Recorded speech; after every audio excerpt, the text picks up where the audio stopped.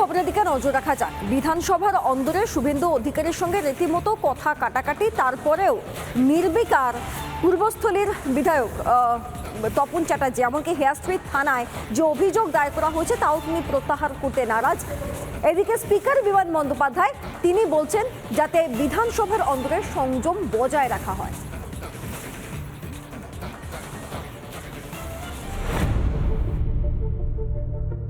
ও যদি খারাপ ব্যবহার করে লোকের সঙ্গে জিজ্ঞেস করবো, আবার যদি কি ওরকম বলে তখন আমি জিজ্ঞেস করবো। বিধানসভার অন্তরে বিরোধী দলনেতাকে হেনস্থা। বুধবার সেই ভিডিও প্রকাশ করেছেন বিধানসভায় বিজেপির মুখ্য সচেতক শঙ্কর ঘোষ।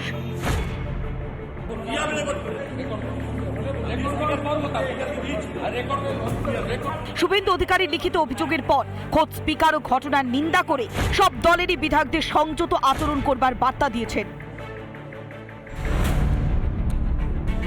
স্পিকার বলেন, গতকালের লবির ঘটনা না ঘটাই বাঞ্ছনীয়, তবে এর সঙ্গে বিধানসভার কোনো যোগ নেই। সব পক্ষকেই বলবো, বাইরে রাজনৈতিক ঘটনা বিধানসভায় টেনে আনবেন না। উভয় পক্ষের সঙ্গে কথা বলেছি, মার্শালকে বলেছিলাম দেখতে, যা ঘটেছে সেটা ঘটা উচিত হয়নি। আমি বলবো নিরাপত্তার অভাব বোধ করার কোনো কারণ নেই, তবে এমন আচরণ করবেন না যাতে ভয় বাড়ে। যদিও স্পিকারের বার্তার পরেও অনুতাপের লেশমাত্র নেই তৃণমূল বিধায়কের মধ্যে। প্রয়োজন হলে আবার করব, এখনো বেলাগাম তপন চ্যাটার্জি। বহু বিজেপির লোক আমাকে ফোন করেছে কাল, ও যে আচ্ছা কাজ আপনি করেছেন। ও যদি খারাপ ব্যবহার করে লোকের সঙ্গে জিজ্ঞেস করবো, আবার যদি কি ওরকম বলে তখন আমি জিজ্ঞেস করবো। তৃণমূল বিধায়কের এই উদ্ধত আচরণের পাল্টা জবাব দিতে দেরি করেনি বিজেপিও। স্পিকার বলে দেওয়ার পরেও যে উদ্ধত দেখাচ্ছে, সেখানে বিরোধী দলনেতা কেন আমাদের বিরোধী যে বিধায়করা যে তাদের নিরাপত্তার কথা যেটা আমরা বলেছিলাম সেটা এখনও বহাল থাকছে। এখনও আমরা আতঙ্কিত, যে কোনো সময় এখানে আমাদেরকে আক্রমণ করা হতে পারে। এই প্রবণতা বন্ধ হওয়া দরকার। স্পিকার জেনে বলেছেন সেটা মান্যতা দেওয়া দরকার। আর যদি না হয় বা কিছু ঘটে, তার দায় দায়িত্ব সমস্ত কিছুই আমাদের স্পিকারের উপরেই থাকবে। তিনি বাইরে এসে এই ধরনের কথাবার্তা বলছেন, তার মানে তো তিনি স্পিকারকেও মানছেন না। বিধানসভার অন্তরে বিরোধী দলনেতাকে হেনস্থা, তার উপরে তৃণমূল বিধায়কের মারমুখী মনোভাব। স্পিকারের বার্তাও কানে তোলার প্রয়োজন মনে করলেন না পূর্বস্থলীর উত্তরের বিধায়ক। স্পিকারের নিন্দা বার্তায় কি নেহাতি লোক দেখানো? রিপাবলিক বাংলা। ওদিকে কুলতলির লুঠেরার বাড়িতে আরো আগ্নেয়াস্ত্রের হদিশ এবং আরো বাড়ির খোঁজ পাওয়া গিয়েছে। কার? সাদ্দামে। পয়তার হাটে তার আরো বাড়ির হদিশ পাওয়া গিয়েছে, সেখান থেকে আগ্নেয়াস্ত্র পাওয়া গিয়েছে, এমনকি দুটি মূর্তিও পাওয়া গিয়েছে। দেখুন।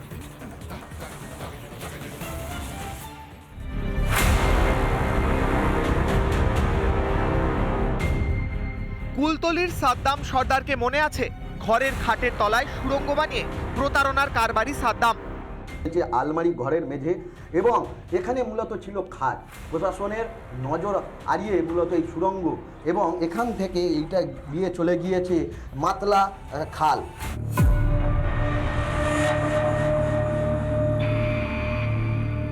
পরে মাছের ভেড়ি থেকে সেই সাদ্দাম সর্দারকে গ্রেফতার করে পুলিশ। এবার সেই সাদ্দামের আরও একটি বাড়ির হদিশ মিলল। সাদ্দামের সেই পৈতৃক বাড়ি থেকে বুধবার রাতে উদ্ধার হয়েছে আগ্নেয়াস্ত্র, গুলি, উদ্ধার হয়েছে মূর্তিও। যে ঘর রয়েছে, এই যে ঘরের মধ্যে এখান থেকে একটি বস্তার মধ্যে থেকে একটি আগ্নেয় অস্ত্র ও 2 রাউন্ড গুলি, পাশাপাশি তারা মূর্তি উদ্ধার করেছে। যে একটি মূর্তি না, 2টো মূর্তি, যেই মূর্তি দেখিয়ে সাধারণ মানুষজনকে প্রতারণার ফাঁদে ফাঁসিয়ে মূলত এই যে পয়তেরহাট এলাকায় এনে সর্বস্ব লুটপাট চালাতো। সাদ্দাম এখন এই বাড়িতে থাকতো না? এই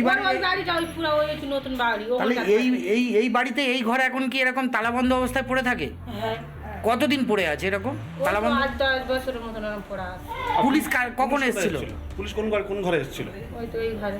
সাদ্দাম তো ভাসুর হয়। হ্যাঁ, ওটা আমার ভাসুরের ঘর। কবে এসেছিল?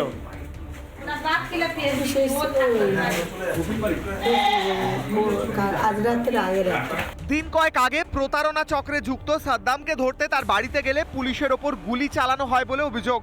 ঘটনার 3 দিন পর গ্রেফতার হয় সাদ্দাম। তাকে হেফাজতে নিয়ে জিজ্ঞাসাবাদ চালিয়ে আগ্নেয়াস্ত্র সহ প্রতারণার কাজে ব্যবহৃত নানা জিনিসের খোঁজ মিলেছে। Raju Mukherjee report, Republic Bangla.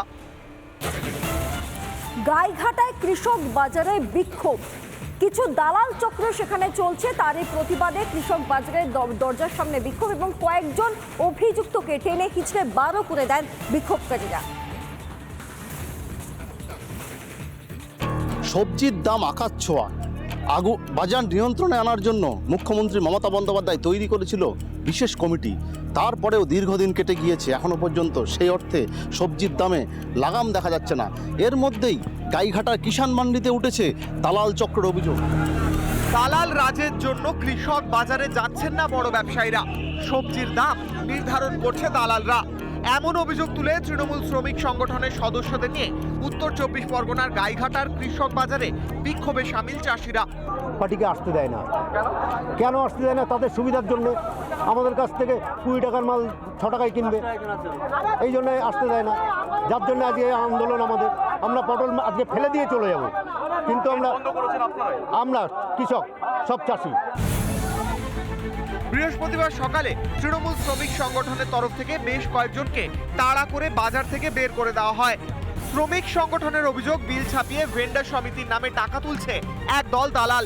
যেই কৃষি মান্ডিতে কিছু দালাল চক্র ঢুকেছে, কি জন্য তারা বলছে ভেন্ডার সমিতির নাম করে স্লিপ কুপন দিয়ে। আমি সেই কুপন এই বাজারে ঢুকেই আমি সেটাকে বের করেছি। এই কুপনের মাধ্যমে তারা সবার কাছ থেকে, কৃষকদের কাছ থেকেও নিচ্ছে, ভেন্ডারদের কাছ থেকেও নিচ্ছে। এইটা কিন্তু নিয়ম নয়। যদিও টাকা তোলার অভিযোগ অস্বীকার করেছেন ভেন্ডার সমিতির সম্পাদক। কোনো চাষির কাছ থেকে টাকা তুলি না, আমাদের নিজস্ব ভেন্ডারদের কাছ থেকে, যারা ভেন্ডারি মাল কিনছে, যারা ব্যবসাদার, তাদের কাছ থেকে কিনে আমাদের ফান্ডে রাখি। সেটা আমাদের গরিব ভেন্ডারদের পয়সা দিই, যাদের স্বামী মারা গেছে তাদের টাকা পয়সা দিই। পুলিশ আছে, কিন্তু প্রশ্ন একটাই, মুখ্যমন্ত্রী মমতা বন্দ্যোপাধ্যায় বলবার পরেও কেন দালাল রাজ বন্ধ হচ্ছে না, কেন ফোরেরাজ বন্ধ হচ্ছে না? কৃষক যারা রয়েছেন তারা কেন সবজির ন্যায্য দাম পাচ্ছেন না? অথচ মাঝপথে যারা ফোরেরাজ রয়েছেন তারাই সেই বাজারটাকেই, অর্থাৎ বলা চলে একেবারে অগ্নিমূল্য করে তুলেছেন। এই খবর সম্প্রচারের পরেই নড়ে চড়ে বসলো গাইঘাটা প্রশাসন। চাষি এবং ব্যবসায়ীদের নিয়ে বৈঠকে বসেন গাইঘাটা পঞ্চায়েত সমিতির সভাপতি ইলা বাগচি ও গাইঘাটার বিডিও নীলাদ্রি সরকার। তারা দালাল রাজ রুখতে গঠন করেন কমিটি। রবিবার সেই হাটে আমরা একটা কমিটি করে দিয়েছি, সেই কমিটির ওরা গিয়ে ব্যবস্থাপনা করবে সুন্দরভাবে, যাতে হাটটা পরিচালনা করা যায়। চাষিরা যারা আসবেন এবং ভেন্ডাররা যারা আসবেন তারা যাতে সুষ্ঠুভাবে মাল কেনাবেচা করতে পারে, সেই ব্যবস্থাপনা এরা করবে। কমিটি গঠন করে কি আদৌ সুরাহা হবে কৃষকদের, নাকি ফোরে আর কমিটির নতুন সেটিংয়ে সেই তিমিরেই পড়ে থাকবেন কৃষকরা? প্রশ্ন উঠতে শুরু করেছে, দালাল রাজ কবে বন্ধ হবে, কবে সবজির দাম নিয়ন্ত্রণে আসবে? স্বাভাবিকভাবেই এখন গোটা বাংলার মানুষ তাকিয়ে রয়েছেন ঠিক সেই দিকটায়, অর্থাৎ কবে এই দালাল রাজ বন্ধ হয় সেটাও দেখার বিষয়। উত্তর 24 পরগনার গাইঘাটা থেকে টিটপ বিশ্বাস, রিপাবলিক বাংলা।